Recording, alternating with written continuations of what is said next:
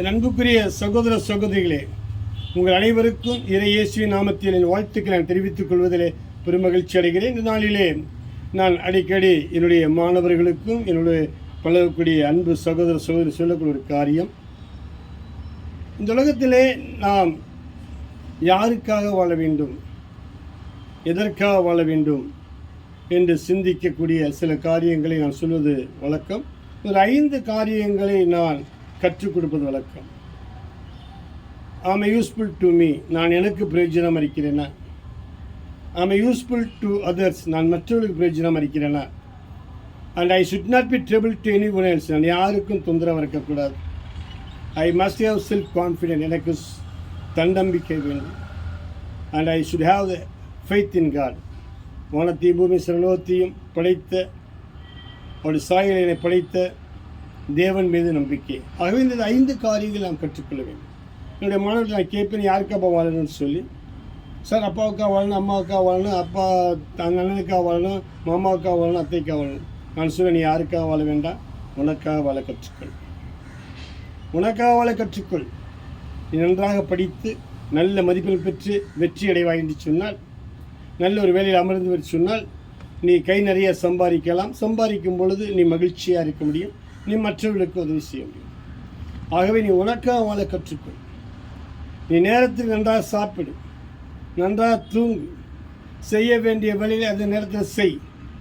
நீ விளையாட வேண்டியத்தில் விளையாடு, தூங்க வேண்டியத்தில் தூங்கு, படிக்க வேண்டியத்தில் படி, வேலை செய்ய வேண்டியது வேலை செய், டிவி பார்க்க டிவி பார், முக்கியமான சில நிகழ்ச்சிகளை பார்க்க வேண்டியதை பார்.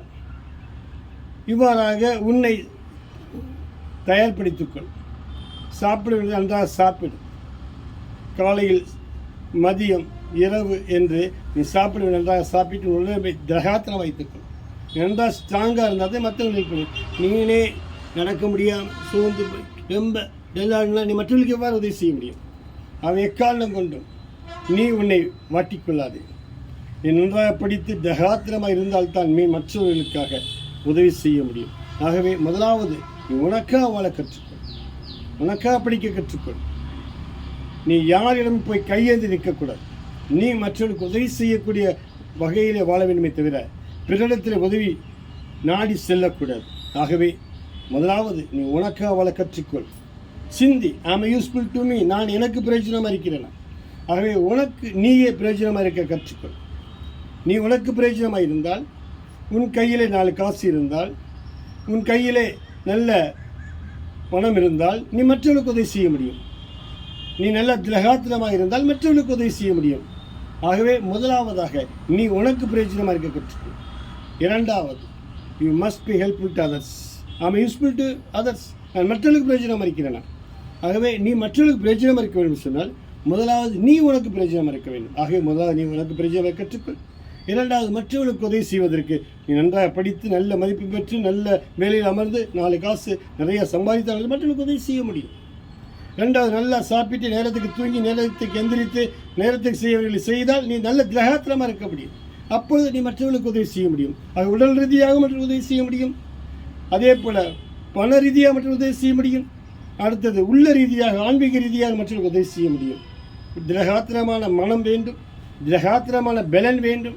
நல்ல படித்து நல்ல பணம் சம்பாதிக்கக்கூடிய அளவில் நாலேஜ் டெவலப் பண்ணி நல்லா சம்பாதித்தா என்றால் மற்றவர்களுக்கு உதவி செய்ய முடியும்.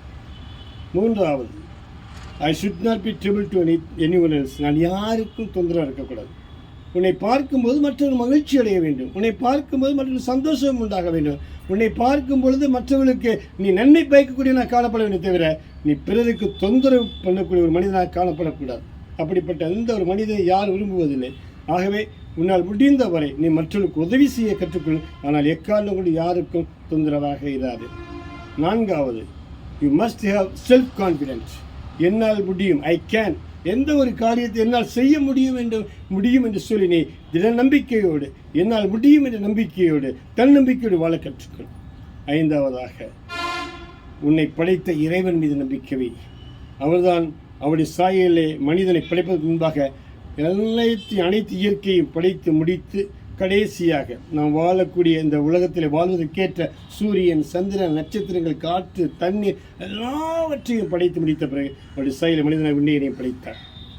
ஆகவே உன்னை இந்த உலகத்திலே படைத்த தேவனுக்கு நன்றி சொல்ல கற்றுக்கொள்.